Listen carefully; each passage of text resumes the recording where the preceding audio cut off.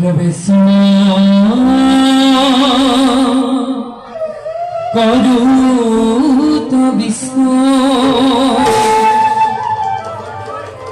जगता धाता जनार्दन शकंता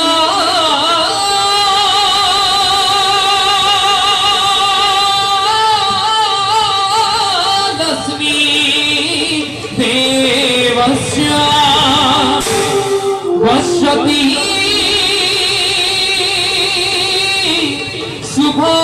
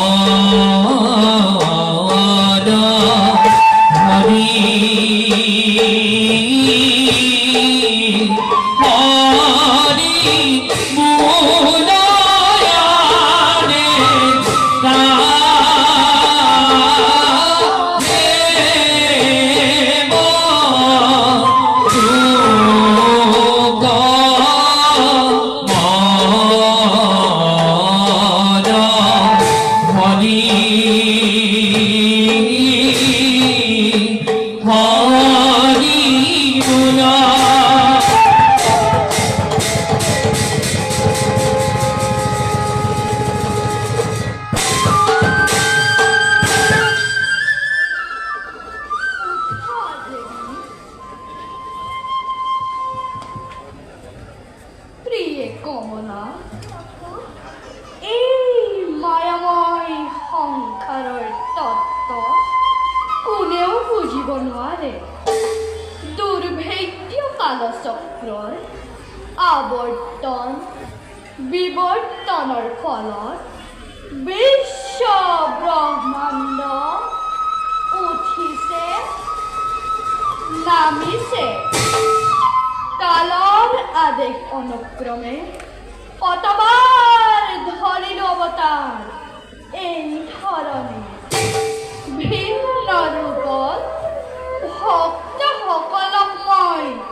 কৰিছো উদ্ধাৰ দুষ্টক দমন আৰু সন্তক পালন কৰিবৰ হেতু যুগে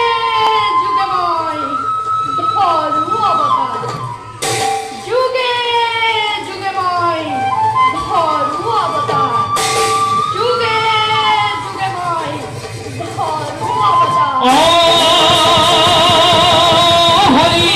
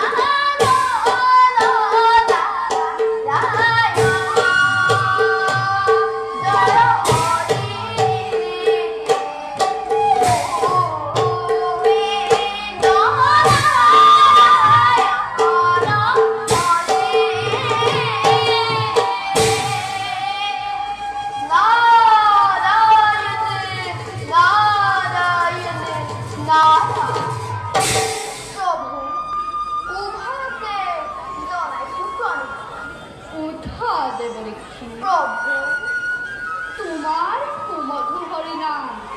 শ্ৰৱণ কৰিবলৈ পাই আমি নিজকে ধন্য মানিছো দেৱৰীক্ষী সুভাষিনী জানিবলৈ দিলে আমি পৰম আনন্দিত হওঁ দেৱী জগতবাসীৰ সকলোৰে মংগলে দেৱৰীক্ষীৰ অন্তৰ্ভাগ দৰ্শন কৰি এনে ভাৱ কৈছে উদয় কিবা যেন নতুন সংবাদে গ্ৰহণ কৰি আনিছে দেৱৰীক্ষী প্ৰভু লক্ষ্মীৰ কথাই যদি সত্য হয় তেন্তে সংবাদ কি প্ৰকাশ কৰা নাৰায়ণ নাৰায়ণ অন্তৰ্যামী অন্তৰ্যামী তুমি নাৰায়ণ সৃষ্টি স্থিতি আৰু প্ৰলয়ৰ তুমি গৰাকী তথাপিতো নাৰদক সুধিছা যেতিয়া সংক্ষেপতে কওঁ গুৰু প্ৰভু প্ৰজাপতি দক্ষ মহাৰাজে তেওঁৰে কন্যা সতী সুন্দৰীৰ ভয়ংকৰ কৰি এজন দক্ষ দক্ষ নাৰী নৰক গন্ধৰ্ব কিন্নৰ সকলোকেই কৰিছে নিমন্ত্ৰণ বাকী মাথো ভূত নাচি বৃক্ষত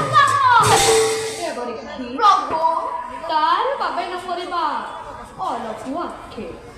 সময়ত মহাদেৱ নিজেই উপস্থিত হ'ব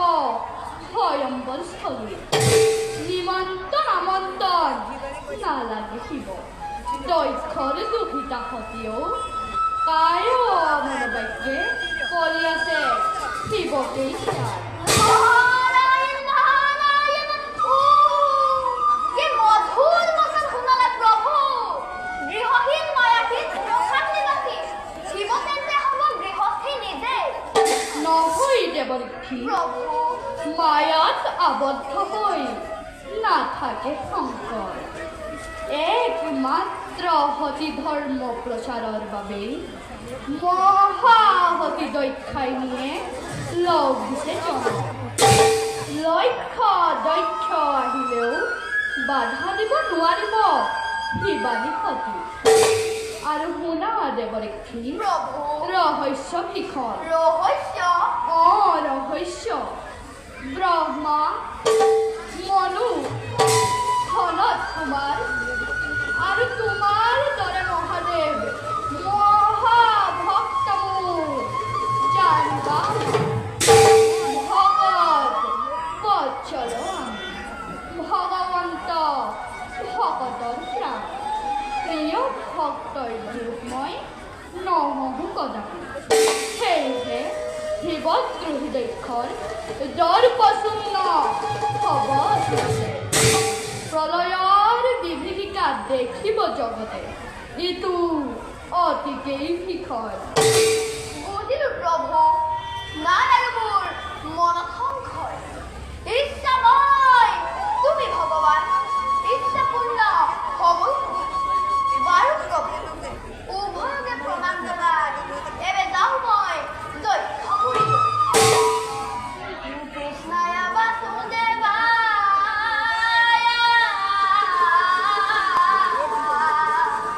হৰয়ে পৰমাত্মনে প্ৰণমামি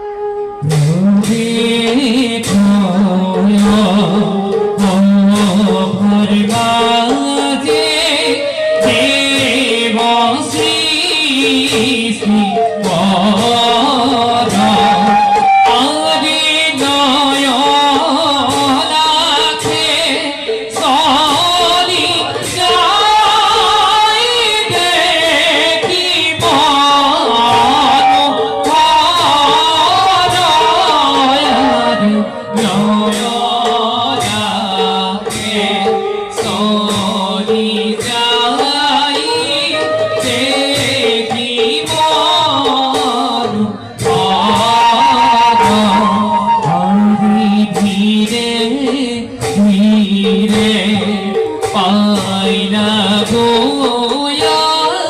অভার ভিতর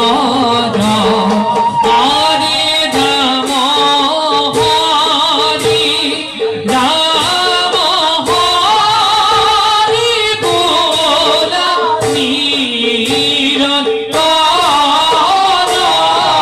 হরি রাম হরি রাম হরি গোলা নিরন্তর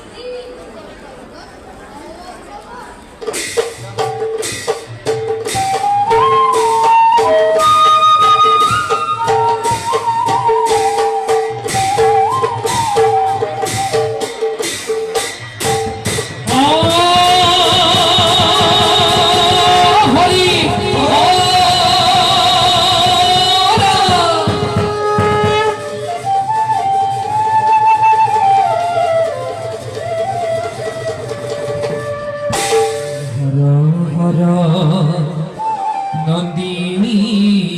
ভিঙ্গে স্তুতি করে গন্ধর্ব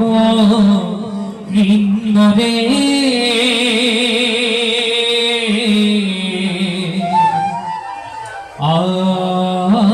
আইতো সদাহিব দেব দিগম্বর সদাহিব দেব দিগম্বর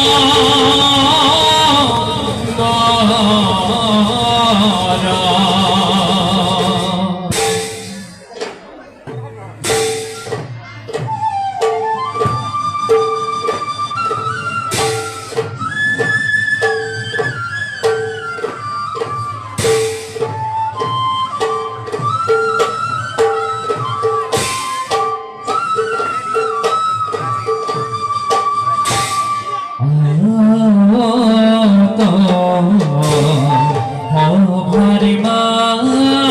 দে দেব দীন রে নন্দী ভিঙ্গি ভঙ্গে যাই দেখিতে হু